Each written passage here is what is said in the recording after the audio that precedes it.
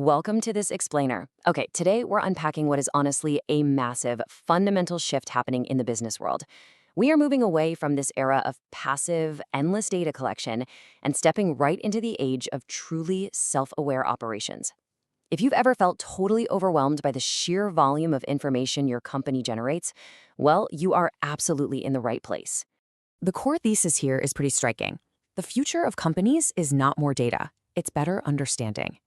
Think about modern tech-driven businesses today.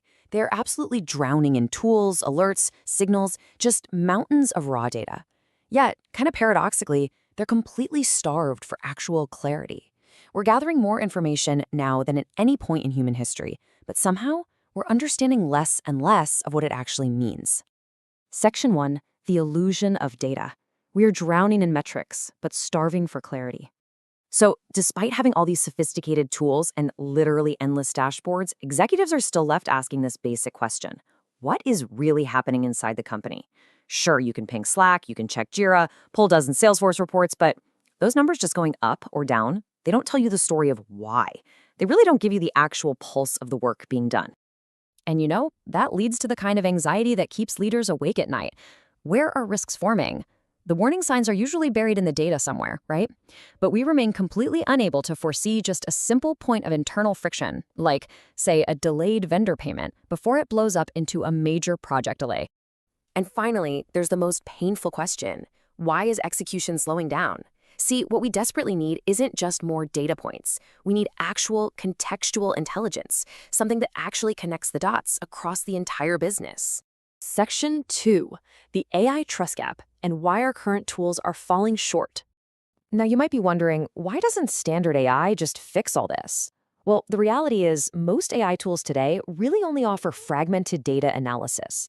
They're expensive, they're super complex, and they completely miss vital pieces of context. They just can't see how, for example, a delayed software patch in one department is going to affect a product launch in another. And crucially, they lack built-in privacy and security. This really illustrates a massive roadblock. Many companies hesitate to adopt AI deeply because, well, it means exposing their internal operations. And honestly, it's a completely valid fear. You cannot have a self-aware company if you don't actually trust the system that's processing your proprietary data. Moving on to Section 3, Rules of Secure Integration. This is all about building that foundation for trust. Before AI can become a truly trusted operational partner, we have to lay down some absolutely non-negotiable foundations. This starts with clear data governance and really tight, secure access controls. You need to know exactly who is looking at your data. It also requires continuous monitoring and human-in-the-loop oversight to catch any weird anomalies. And of course, you have to do all this while staying legally compliant and making sure your employees are actually AI literate. Basically, AI must operate with clear roles, proper audit trails, and strictly limited permissions. It should never, ever have the keys to your entire kingdom unsupervised. But when you set these transparent boundaries, that's when AI stops being this massive security liability and actually transforms into a reliable teammate, one you can absolutely trust to help run your business. Section 4, what is operating intelligence? Let's dive into the paradigm shift. So this brings us to the ultimate solution for bridging that trust gap, operational intelligence. This is a system that completely replaces those passive, traditional dashboards. Instead, it actively understands your workflow, it detects risks, and it translates all that raw activity into clear decisions.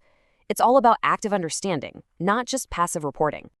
Instead of that fragmented reporting we talked about earlier, this system actually connects the dots. It maps how work actually flows, securely tying together your people, your tasks, the code, and communications. And because of this really deep connection, it can spot hidden friction incredibly early. It takes all that chaotic daily activity and translates it into actionable decisions for leadership, way before bottlenecks even have a chance to happen. A prime example of this in action is Bervice. This is a privacy-first AI layer that's built entirely around the concept of operating intelligence. It solves that trust gap by keeping company data strictly secure, all while building a dynamic, real-time understanding of operations. The goal here is to deliver actual decision-ready insights rather than just spitting out more flat, unhelpful reports. Which brings us to our final section, Section 5, the self-aware company. This is the ultimate competitive edge. Right now, we're seeing a total redefinition of success. The old winners kind of thought the goal was just this reckless race to adopt AI the fastest, just hoard the most data. But the new winners, the companies that will actually dominate tomorrow, are the ones integrating AI responsibly and securely, so they can understand themselves in real time. The competitive edge is no longer about data volume. It is all about deep, secure self-awareness. Ultimately, this means AI is no longer just a tool in the toolbox. It is the intelligence layer. When it's implemented securely, it literally becomes the connective tissue. It's like the very nervous system of the entire organization. Which leaves us with one really deeply important question to take away today. Is your company truly self-aware yet? Are you still drowning in the illusion of data? Or are you actively building the intelligent foundation needed to actually understand your own operations? Think about that as you look at your workflows tomorrow. Thanks so much for joining me today, and I'll catch you in the next explainer.